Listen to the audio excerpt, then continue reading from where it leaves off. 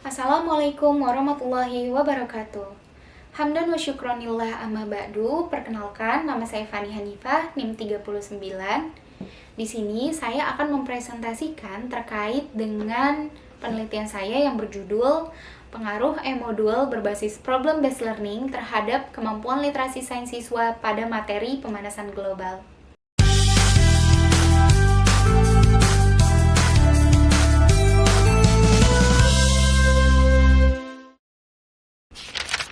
Sebelumnya, saya ucapkan terima kasih kepada Bapak atau Ibu selaku Dewan Penguji yang sudah menyempatkan diri untuk menonton video ini. Dan saya ucapkan terima kasih juga kepada Bapak Iwan Permanasuwarna selaku dosen pembimbing saya. Langsung saja kita masuk ke hal apa sih kira-kira yang melatar belakangi saya dalam mengambil judul penelitian ini. Permasalahan terkait dengan lingkungan beberapa tahun belakangan ini menjadi sangat penting. Banyak banget kerusakan ekologis yang timbul oleh emisi karbon melalui kegiatan industrialisasi yang menyebabkan meningkatnya suhu bumi atau biasa kita kenal dengan pemanasan global. Dampak dari pemanasan global pastinya adalah suhu bumi yang akan semakin panas dan juga perubahan iklim. Perubahan iklim nantinya akan menimbulkan bencana alam seperti banjir dan juga hasil panen yang tidak menentu. Nah, sebenarnya dampak terkait pemanasan global ini bisa loh kita kurangi dengan keterlibatan dari seluruh warga masyarakat. Hal ini sejalan dengan pengertian literasi sains menurut PISA, di mana dijelaskan bahwa literasi sains merupakan kemampuan untuk ikut serta terlibat dalam permasalahan dan memberikan solusi sebagai warga masyarakat yang reflektif. Di mana berarti hal ini bisa loh kita asah dengan meningkatkan kemampuan literasi sains kita. Tapi permasalahannya adalah kemampuan literasi sains siswa di Indonesia itu masih tergolong rendah. Yang hal ini didasarkan pada survei yang dilakukan oleh OECD melalui programnya PISA, di mana didapatkan data bahwa kemampuan literasi sains siswa di Indonesia itu menempati peringkat 70 dari 78 negara peserta. Dan menempati urutan ke-60 dari 61 negara berdasarkan survei dari UNICEF. Berdasarkan studi pendahuluan yang saya lakukan melalui studi literatur dan wawancara, itu bisa disimpulkan bahwa salah satu faktor yang menyebabkan rendahnya kemampuan literasi sains siswa di Indonesia adalah kurang tepatnya dalam pemilihan bahan ajar. Bahan ajar yang digunakan itu belum memanfaatkan perkembangan teknologi, sehingga kurang mampu menarik minat baca siswa. Karena seperti yang udah kita ketahui bahwa minat baca itu sejalan dengan kemampuan literasi sains siswa. Selain itu adalah bahan ajar belum menuntut siswa untuk belajar secara mandiri, sehingga pembelajaran itu hanya terhenti di kelas saja. Dan faktor yang terakhir adalah bahan ajar yang digunakan itu belum terintegrasi dengan permasalahan dalam kehidupan sehari-hari. Permasalahan ini penting loh untuk segera diselesaikan, karena kalau tidak, siswa akan kesulitan untuk memecahkan masalah. Dan itu akan berakibat pada semakin tingginya tingkat pemanasan global. Selain itu, hal ini juga akan berdampak pada menurunnya kualitas sumber daya manusia masyarakat Indonesia. Karena salah satu keterampilan yang diperlukan dalam keterampilan abad 21 yakni adalah kemampuan literasi sains. Nah, maka dari pemaparan masalah yang tadi sudah saya sampaikan, bisa kita simpulkan bahwa diperlukan bahan ajar yang menarik minat baca, terus dapat digunakan secara mandiri, dan juga terdapat permasalahan dalam kehidupan sehari-hari. Di sini saya menawarkan solusi berupa e-modul berbasis problem based learning, di mana e-modul ini bisa diakses dimanapun karena dibuat dalam bentuk elektronik, dan selain itu bisa memuat video, audio yang akan membuat tampilannya itu menjadi lebih menarik pastinya. Selain itu, seperti yang udah kita ketahui, modul ini merupakan bahan ajar yang bisa digunakan dengan atau tanpa bantuan dari guru. Dan diintegrasikan dengan permasalahan dalam kehidupan sehari-hari agar siswa lebih mudah mengaitkan konsep fisika dengan permasalahan yang bisa kita temui. Dari latar belakang yang sudah saya sampaikan tadi, di sini saya merumuskan masalah. Yang pertama, apakah penggunaan e-modul berbasis problem-based learning ini berpengaruh terhadap kemampuan literasi sains siswa? Yang kedua, bagaimanakah peningkatan kemampuan literasi sains siswa setelah menggunakan e-modul berbasis problem-based learning?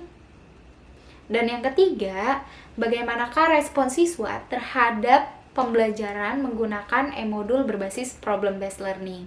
Sejalan dengan rumusan masalah yang telah saya sampaikan, maka tujuan dari penelitian ini yakni yang pastinya mengetahui pengaruh dari penggunaan e-modul berbasis PBL, terus mengetahui peningkatan kemampuan literasi sains siswa setelah diberi perlakuan berupa pembelajaran dengan e-modul. Dan yang terakhir adalah mengetahui respon siswa dari pembelajaran menggunakan e-modul berbasis problem-based learning ini. Lanjut ke manfaat penelitian. Di sini manfaat penelitiannya ada dua, manfaat teoritis dan secara praktis. Secara teoritis, untuk peneliti lain, penelitian ini bisa dijadikan landasan untuk pengembangan e-modul lebih lanjut. Dan untuk pendidik, bisa menambah wawasan dalam upaya meningkatkan kemampuan literasi sains siswa. Dan untuk manfaat praktisnya, bagi peserta didik pastinya bisa meningkatkan kemampuan literasi sains. Dan bagi saya, selaku peneliti, bisa menambah wawasan terkait dengan cara meningkatkan kemampuan literasi sains menggunakan e-modul berbasis problem-based learning. Next. Di sini saya tidak akan menjelaskan lebih dalam terkait dengan deskripsi teoritik dari modul, e-modul, problem-based learning, literasi sains, dan pemanasan global untuk mempersingkat waktu dari video ini. Langsung saja kita masuk ke metode penelitian. Di sini saya mengambil tempat penelitian di MAN 12 Jakarta dengan tanggal penelitian dari tanggal 25 Mei sampai 15 Juni 2021. Nah, metode penelitian yang saya gunakan adalah kuasi eksperimen karena saya ingin melihat pengaruh dari treatment yang saya berikan berupa pembelajaran dengan menggunakan e-modul berbasis problem-based learning. Dan desain penelitian yang saya gunakan adalah non-equivalent control group design, di mana saya memerlukan dua kelompok, yakni kelompok kontrol dan kelompok eksperimen, yang mana pemilihan kelompok ini tidak dipilih secara random.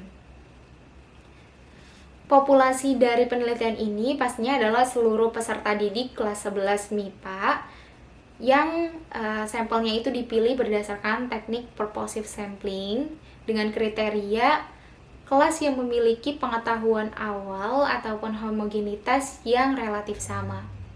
Dan didapatkan sampelnya itu adalah kelas 11 MIPA 1 dan 11 MIPA 2. Dan yang terakhir adalah teknik pengumpulan datanya itu dilakukan sebelum, saat, dan setelah penelitian.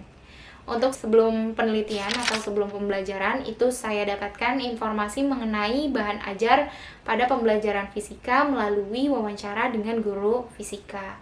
Dan juga saya menyebar angket untuk siswa kelas 11 MIPA, yang mana itu juga berisi tentang bahan ajar pada pembelajaran fisika. Selanjutnya, saat pembelajaran itu, saya mendapatkan data berupa pretest dan angket aspek sikap. Dan juga setelah pembelajaran itu, saya mendapatkan data berupa post-test dari kelompok kontrol maupun eksperimen tentunya, dan angket dari kelompok kontrol dan eksperimen juga, serta angket respon siswa dari kelompok eksperimen. Selanjutnya di sini terkait dengan prosedur penelitian, di sini terbagi menjadi 3 tahap. Ada tahap awal, tahap pelaksanaan, dan tahap akhir. Jadi setelah saya mendapatkan studi pendahuluan, saya langsung merumuskan masalah pada tahap awal. Dan setelah itu saya langsung menyusun instrumen, yakni ada instrumen tes dan non-tes. Tesnya itu untuk mengukur aspek kompetensi literasi sains, dan untuk non-tesnya itu untuk mengukur aspek sikap, serta untuk mengukur nantinya itu respon siswa. Dan setelah itu saya langsung menguji kelayakan instrumen, dan langsung menganalisis hasil uji kelayakan instrumen, dan segera menyelesaikan administrasi penelitian. Pada tahap pelaksanaan, saya memberikan pretest dan angket sikap tentunya untuk kedua kelas kontrol dan kelas eksperimen. Lalu setelah itu saya berikan treatment pengajaran berupa pemberian e-modul berbasis problem based learning untuk kelompok eksperimen dan pembelajaran dengan pembelajaran konvensional untuk kelompok kontrol. Setelah itu saya melakukan post-test dan pemberian angket sikap serta angket respon siswa.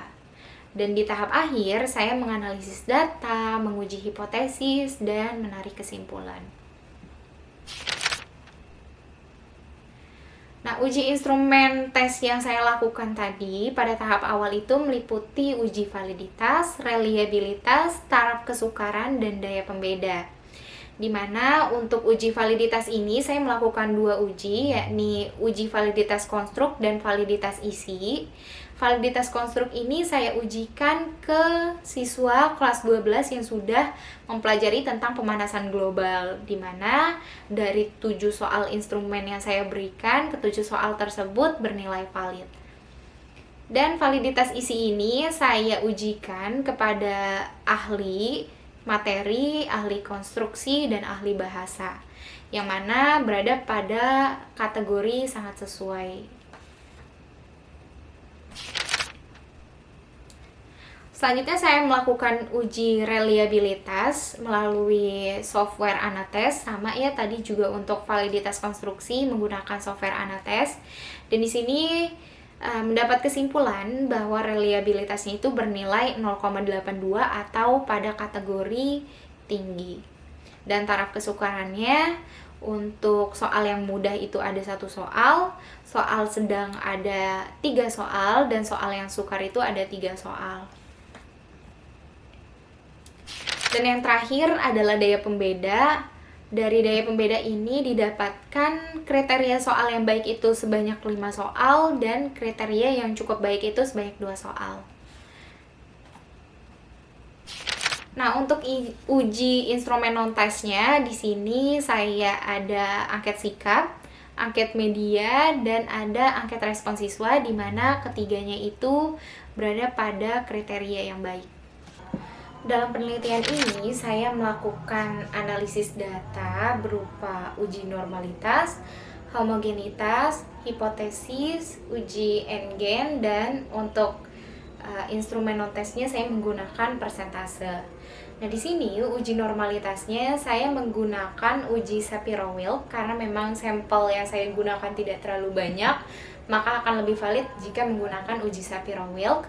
Untuk uji normalitas itu didapatkan data yang memiliki signifikansi lebih dari 0,05. Jadi bisa disimpulkan bahwa data itu berdistribusi secara normal. Selanjutnya untuk homogenitas saya menggunakan uji Levin statistik, di mana nilai signifikansinya itu lebih dari 0,05, yang berarti datanya itu homogen.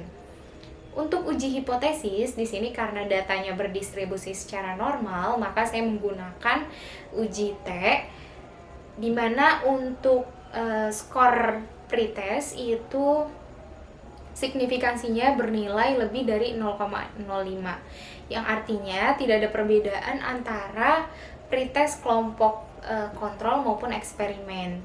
Nah, sedangkan untuk hasil post-testnya itu kurang dari 0,05, yang artinya terdapat perbedaan antara post-test kelompok eksperimen maupun kelompok kontrol.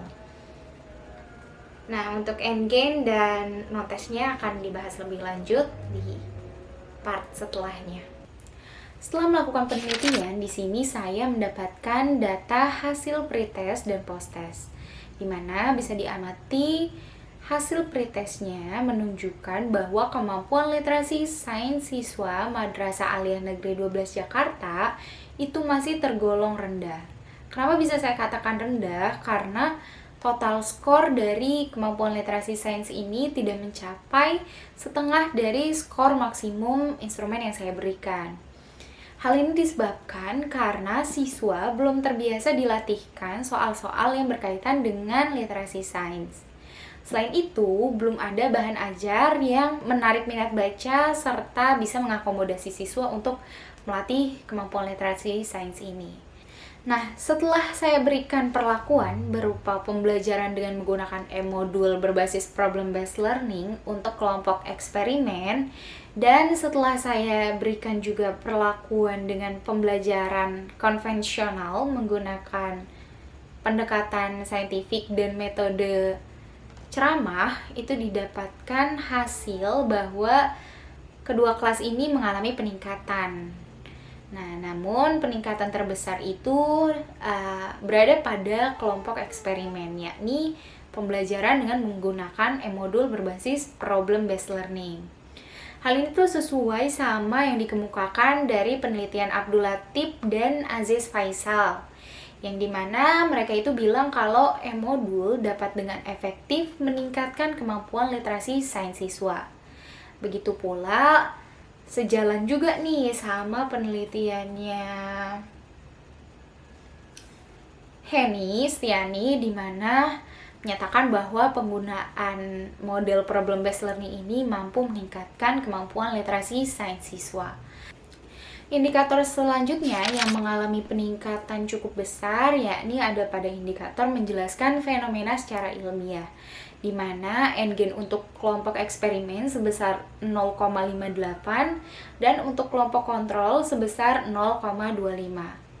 Nah, hal apa sih yang menyebabkan N-gen menjelaskan fenomena secara ilmiah itu cukup besar? Karena pada pembelajaran di kelas eksperimen ini, dia dibiasakan untuk mengamati permasalahan dalam kehidupan sehari-hari. Contohnya adalah pada saat siswa mengamati di kegiatan pembelajaran 1A, di situ siswa disuruh untuk mengamati mobil yang diparkir di siang hari. Selanjutnya, siswa disuruh memprediksikan gimana sih suhu mobil yang diparkir di siang hari. Dan selanjutnya, siswa juga dituntut untuk mengaitkan fenomena tersebut dengan fenomena pemanasan global. Makanya siswa terbiasa mengerjakannya step by step. Sedangkan berbeda dengan kelompok eksperimen, di kelompok kontrol itu mereka langsung disajikan video dan dijelaskan dengan metode ceramah. Jadi siswa tuh sulit juga untuk mengaitkan dengan fenomena dalam kehidupan sehari-harinya. Lanjut ke indikator yang terakhir, itu ada mengevaluasi dan melakukan penyelidikan ilmiah. Di sini N-gennya itu sebesar 0,33. Sedangkan untuk kelompok kontrol ini N-gennya sebesar 0,25. Nah, untuk peningkatannya kenapa tetap kelompok eksperimen yang lebih tinggi dibandingkan kelompok kontrol? Karena di kelompok eksperimen ini dia itu dibiasakan untuk mencari tahu. Jadi mencari tahu, melakukan penyelidikan. Dan di sini nggak hanya melakukan penyelidikan aja, tapi siswa juga disuruh mengembangkan hasil karya dalam bentuk tulisan. Tulisan dalam artian jadi setiap mereka menemukan hal baru, mereka tulis. Jadi di kegiatan ini tuh sebenarnya siswa akan lebih terbiasa untuk membangun pengetahuannya sendiri. Selain itu, mengembangkan hasil karya itu bisa melatih untuk mengevaluasi penyelidikan ilmiah. Sedangkan kelompok eksperimen itu hanya mencari tahu aja, mengumpulkan informasi, tapi mereka tidak tertuntut untuk menjelaskan apa yang mereka dapat. Selanjutnya yakni peningkatan per indikator aspek sikap. Di sini bisa kita amati bahwa peningkatan paling tinggi itu berada pada indikator kesadaran terkait masalah lingkungan. Nah, disusul dengan indikator menilai pendekatan ilmiah untuk penyelidikan, dan yang terakhir untuk minat dalam sains dan teknologi. Next ke hasil angket respon siswa. Di sini bisa diamati bahwa respon siswa terhadap penggunaan e-modul berbasis problem based learning itu sebesar 88% atau interpretasinya itu sangat baik.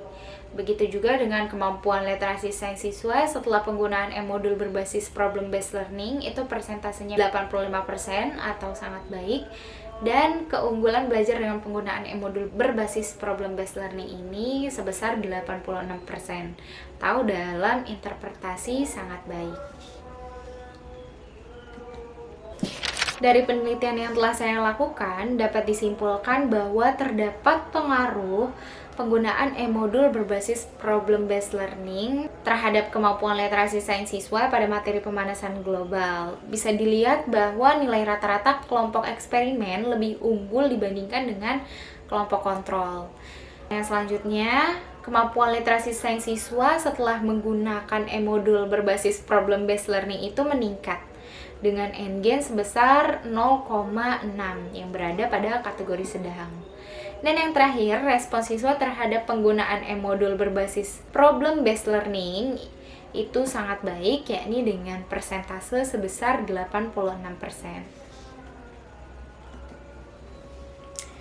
Saran untuk penelitian selanjutnya, semoga peneliti selanjutnya bisa mengembangkan e-modul berbasis problem based learning yang dapat diakses secara offline dalam perangkat apapun. Dan diharapkan peneliti selanjutnya bisa menggunakan e-modul berbasis PBL ini dengan alokasi waktu yang cukup tepat. Sekian presentasi terkait dengan penelitian saya. Kurang lebihnya mohon maaf. Wabillahi taufiq wa hidayah. Wassalamualaikum warahmatullahi wabarakatuh. Terima kasih.